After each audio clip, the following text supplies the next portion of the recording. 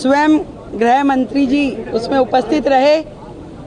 इससे पहले की सरकार का जो रवैया था कि छोटे छोटे विषय जो दिल्ली के लिए बड़ी बड़ी दिक्कत देने वाले थे और जितनी बार भी भारत सरकार के द्वारा डिटेलिंग मांगी गई, कभी भी दिल्ली की तत्कालिक सरकार के द्वारा सहयोग नहीं किया गया।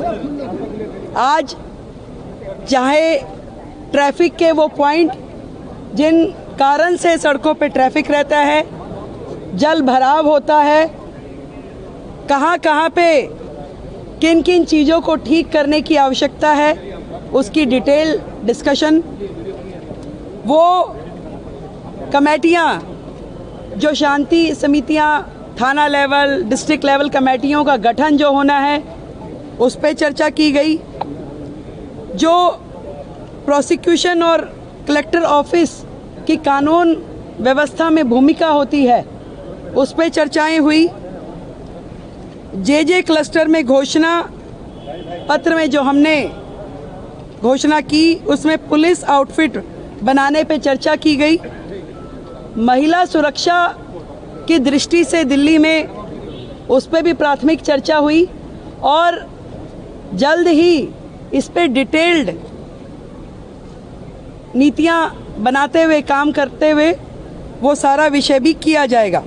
सीसीटीवी कोऑर्डिनेशन, उस विषय पे चर्चा हुई।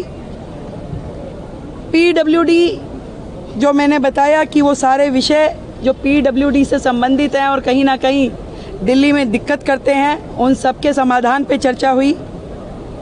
और राष्ट्रीय सुरक्षा और अंतर्राष्ट्रीय गैंग जिस प्रकार से दिल्ली की सुरक्षा व्यवस्था को के लिए दिक्कत है, उन सारे विषयों पे भी बहुत ही डिटेल्ड चर्चा हुई।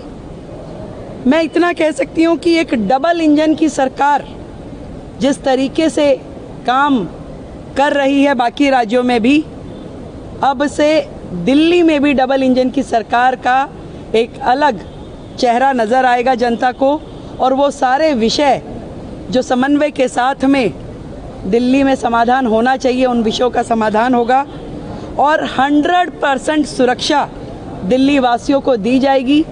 इस तरह की समन्वय बैठक लगभग मासिक बैठक के रूप में, मंथली रिव्यू बैठक ये रहेगी और हर प्रकार से, चाहे वो ट्रैफिक ईज प्रोग्राम हो, चाहे जल भराव के बिंदु हो या प्रोसिक्यूशन इत्यादि के मामले हैं, इन सारे विषयों पे दिल्ली सरकार